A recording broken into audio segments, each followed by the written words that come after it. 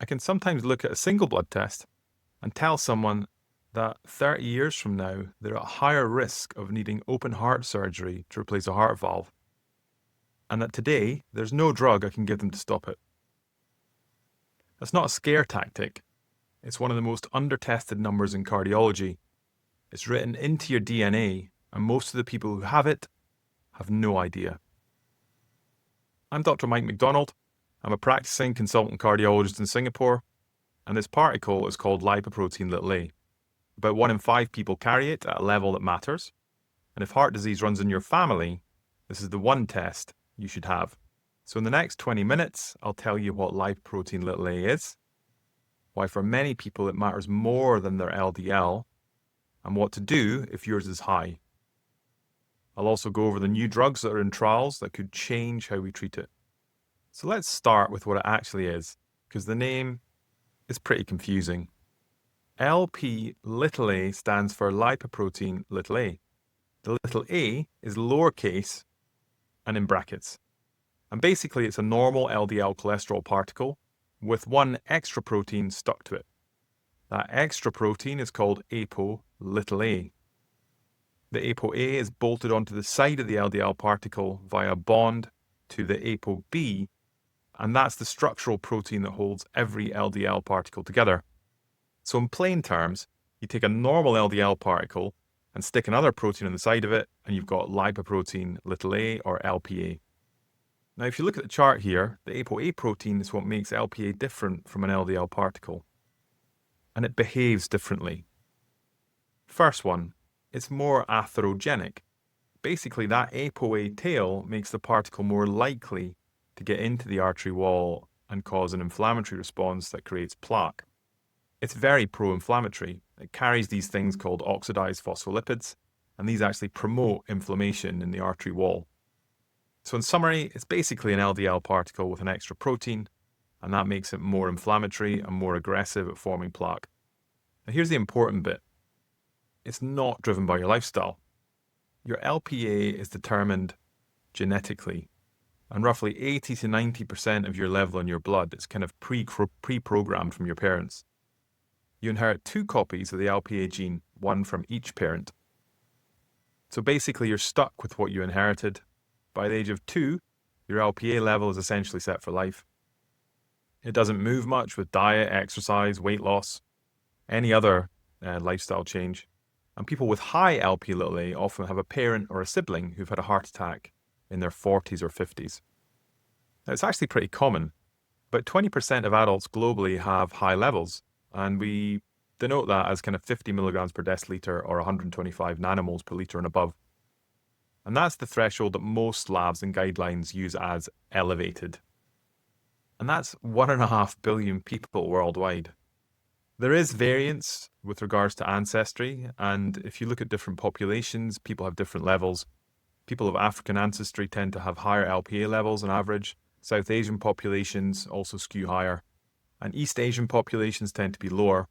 And these differences are real, and they do matter clinically. The bottom line is your level is basically set by your genes, and the only way to know it is to get it measured. So Lpa is mostly genetic, and you can't really do much to change it at the moment. So why does that matter clinically? Because Lp(a) is causally linked to cardiovascular disease, not just an association, it's a causal link. The strongest evidence comes from Mendelian randomization studies, and basically they ask, if nature randomly assigns some people higher levels at birth because of their genes, do these people have more heart disease over their lifetime? And the answer is yes, substantially more. For every doubling of Lp(a), risk of heart disease goes up by about 22%, and that's after adjusting for LDL, blood pressure, smoking, diabetes, all of it. So it's an independent risk factor for heart disease. So if you look at the chart here, you can see the risk with Lpa across big cohort studies, and they all point in the same direction. Higher Lpa, higher risk. But it's not just coronary disease. Lpa is linked to other things too. First one, stroke. There's a 1.5-fold increase in ischemic stroke in patients with high Lp(a). Second one, aortic valve stenosis, and that's basically furring up and narrowing of the aortic valve. That same particle that drives the coronary plaque also drives aortic calcification. We're not really clear why, but when you look at genetic studies, high Lpa is the strongest known causal risk factor for aortic stenosis. So if you've had an aortic valve replacement in your 60s, there's a fair chance your Lpa is probably elevated. Third one, peripheral artery disease. It's the same atherosclerotic process, but in a different vascular bed, and you basically get narrowings in your abdominal or leg arteries. So what does it look like clinically? You've got a patient in their 40s, normal LDL, doesn't smoke, no diabetes, exercises regularly, but they have a heart attack. The lipid panel actually looks fine, but the Lpa turns out to be 200 milligrams per deciliter. I've seen this patient profile so many times, and often there's a clue in the family history. As soon as you see relatives having heart attacks in their 40s or their 50s, it's a signal that you should check the Lp(a). Now, one important thing we should clear up, because it's a pretty common misconception, there's a lot of content online saying that high Lpa causes blood clots like DVT and pulmonary embolus, but the genetic evidence doesn't really support this. When they look at studies, high Lpa is not a risk factor for venous thromboembolism. What Lpa actually drives is arterial disease, heart attacks, ischemic strokes, peripheral artery disease. So if you've got high Lpa, you don't need to be on a blood thinner. You might have to for some other reason. What you need is aggressive control of things that drive arterial plaque. Bottom line is, Lpa is one of the strongest single risk factors that we know about, and most people don't know they've got it. So if Lpa is so important, why don't doctors measure it routinely? There's three reasons. The first one, it's not in the standard lipid panel. The standard panel is total cholesterol, LDL, HDL, triglycerides. You actually have to request Lpa separately. So most labs don't actually add it in unless you specifically ask. Second thing is, until recently, there's not much you can actually do about it. So if you measured it and found it was high, there was no Lpa specific therapy. And a lot of doctors took the view, why test for something that I can't treat? That view is now wrong, and I'll come back to why in a minute. Third one, most medical schools didn't actually teach about Lp(a) until the last 10 years. So many practicing doctors qualified before Lpa was actually a recognized thing. Now the guidelines have caught on, and they formally recommend every adult to be tested for Lpa at least once in their lifetime. So if your doctor hasn't ordered it, they're behind the current guidelines, and you should push your doctor about it and ask for it specifically. So you get your Lpa result back. What do you do with that number? First thing is you need to understand the units. And this part is really easy to trip you up. So bear with me for 2 minutes. Lpa gets reported in two different types of units. You've got milligrams per deciliter, which is a measurement of mass. And then you've got nanomoles per liter, which counts the actual number of the Lpa particles in your blood. Now here's the problem. You can't actually reliably convert between these two numbers. Your ApoA protein varies dramatically in size between individuals. Two people can have the same number of particles in their blood, the same nanomoles per liter, but completely different mass, milligrams per deciliter, just because the particles themselves are different sizes. Some labs will quote you a conversion factor multiplied by 2.4 and you get a nanomoles per liter, but it's really not that simple. And the actual ratio varies between 1.5 to 3. So a calculator conversion will give you a number that looks precise, but actually probably isn't. So the international expert bodies now recommend nanomoles per liter only, because counting the particles is more biologically meaningful than just weighing the mass. Another thing that you should know about is that you can get changes in Lp(a) due to certain factors, and one of them is inflammation. So if you're acutely unwell, like a chest infection or arthritis or recent surgery, the Lpa test can give you a falsely elevated result. So in terms of what numbers to look for, so if you look at the screen here, you've got 4 bands. You've got low, less than 30 milligrams per deciliter, less than 75 nanomoles per liter. Borderline, 30 to 49 milligrams per deciliter, 75 to 125. Elevated, 50 to 180 milligrams per deciliter or 125 to 450 nanomoles. Very high, greater than 180 milligrams per deciliter or greater than 450 nanomoles per liter. So what does each band mean? Low means really no additional risk from Lp(a). You don't really need to worry about it and it's not going to change in your lifetime. Borderline, slightly elevated risk, worth being more aggressive on things like LDL, blood pressure, smoking and weight. Elevated roughly doubles your risk of cardiovascular disease. You need significantly more aggressive risk factor control, and your LDL target should drop one risk category. So if you've previously been categorized as moderate risk and you're targeting LDL less than 100, you should now drop that target to less than 70 milligrams per deciliter. Very high level, you've got dramatically elevated risk. It's equivalent to having multiple major risk factors. However, I want to counsel you that this is a risk factor.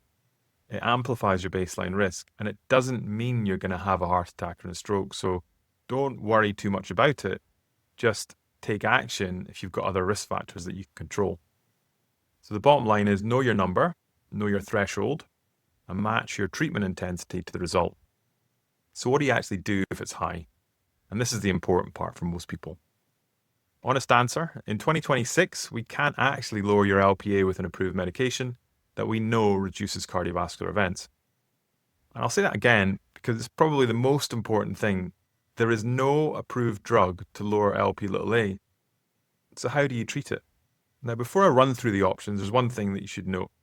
When you take statins, drugs that actually lower LDL, you can get a slight increase in your Lp(a), somewhere between 10 and 20% in some studies. But that doesn't mean that statins are bad for you if your Lp(a) is high.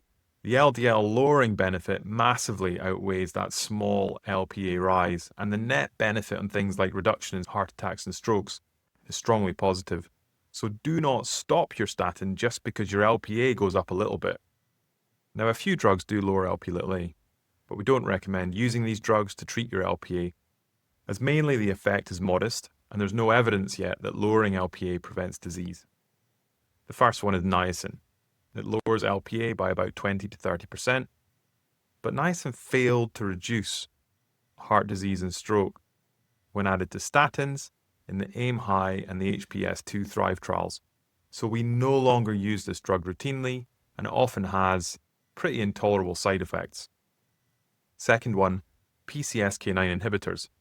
They lower Lp(a) by about 20 to 30%, and the Fourier and Odyssey outcome trials did show event reduction in patients with coronary artery disease. But it's not yet clear how much of that benefit comes from Lp(a) lowering versus their LDL lowering effect. Third treatment is lipoprotein apheresis, and this is actually physically removing lipoprotein A from the blood with a dialysis-like procedure, and it lowers your Lp(a) by about 60 to 70% per session. It's used in patients with extremely high Lp(a) who have progressive cardiovascular disease. It's only available in a handful of centers, it's expensive, and it's really not a long-term solution for most people. Fourth drug, aspirin. Doesn't actually lower your Lp(a), but it may turn out to be useful. There's been a long-running observation that aspirin might specifically help patients with a high Lp(a). There was a 2026 analysis from the MESA cohort, about 6,000 patients followed for years, that found that regular aspirin use was associated with a significantly lower risk of aortic valve calcification and severe stenosis, but only in patients with high Lp(a). In patients with high LDL but normal Lp(a), aspirin made no difference to the aortic valve. So that's specific to the Lp(a) population. It's not yet enough evidence to put every high Lp(a) patient on aspirin, because aspirin has its own bleeding risks and other things that can happen. But the case for considering it in high Lp(a) patients with additional risk factors is now stronger than it was even a year ago. So it's certainly worth a conversation with your cardiologist. So what can you actually do today? If you look at the checklist on the screen, there are 7 things. The first one is lower your LDL more aggressively. This is the single biggest lever. If you have a target of 100, drop it to 70. If your target is 70, drop it to 55. Statin plus ezetimibe or bempedoic acid plus a PCSK9 inhibitor if you need it. Second thing, control your blood pressure. It's a really strong risk factor for the development of things like heart attacks and strokes. If your blood pressure is high, you should lower it. Third thing, pretty obvious, don't smoke. Fourth one, blood glucose. Check your HbA1c, check your fasting glucose. If you're pre-diabetic or diabetic, manage it. Fifth one, maintain a healthy weight. Sixth one, exercise. Doesn't lower your LPA, but it improves everything else in terms of outcomes. Seventh thing you can do, screen your family. If your LPA is high, consider letting your first 3 relatives know. It's a genetic condition and they may want to get tested. Bottom line is there's no magic bullet yet, but aggressive control of everything else moves the needle meaningfully. So what's coming up in the next few years? And this is where the field is changing really fast. There are drugs in trials that treat LPA. There are 3 drugs that lower LPA directly in phase 3 outcome trials at the moment, and all 3 use a different approach. The first one, pelacarsen. This basically reduces LPA by around 80%. It's being used in the LPA Horizon phase 3 trial. It's about 8,000 patients with established cardiovascular disease and high LPA. It was due to publish in 2025, but it's been delayed, and it's probably going to be 2027 before the results come out. Second one, olpasiran. This is a little interfering strand of RNA that switches off production of the protein, and it lowers LPA by about 94%. The Ocean A phase 3 trial has enrolled over 7,200 patients, and it should complete later on this year. Third one, lipodiceran, again another siRNA, 6-monthly injection this time. And the phase 2 alpaca trial showed a single dose reduced LPA by about 94% at 180 days. The phase 3 Acclaim LPA trial is enrolling around 12,500 patients. And there's also muvalaplin. This is an oral drug, small molecule that prevents ApoA binding to LDL. Phase 2 data showed about a 70% LPA reduction with daily oral dosing. It's earlier in development, but could be the easier to use option down the line. Now the caveat. Percentage LPA reduction is not the same as event reduction. Niacin lowered LPA, but didn't reduce events in cardiovascular trials. And that's exactly why we need these big cardiovascular outcome trials before we start prescribing these drugs to patients. If the ongoing trials all show event reduction, then this becomes the biggest new chapter in lipid medicine in the next 20 years. But if they're negative, we have to rethink the whole LPA story. As these trials come out, I'll cover the results in this channel. Bottom line is, the drugs work to reduce LPA, but we don't yet know if they prevent heart attacks, and we'll know this probably in the next 18 to 24 months. So if you've made it this far, you know more about LPA than probably about 80 or 90% of practicing doctors did around 10 years ago. 3 things to do this week. First one, ask your GP or cardiologist for an LPA test. You just need it once. It's cheap. Second one, if you've got a family history of premature heart disease or any relative with a heart attack or stroke under 60, really push harder for this test. The chance of you having a high LPA is a lot higher. Third thing, if you know your LPA and it's high, consider telling your relatives because they may want to get checked. If you've enjoyed this video, please subscribe to the channel. I'll be reporting on the LPA trial readouts as they happen this year and other areas in cardiovascular disease. Thanks.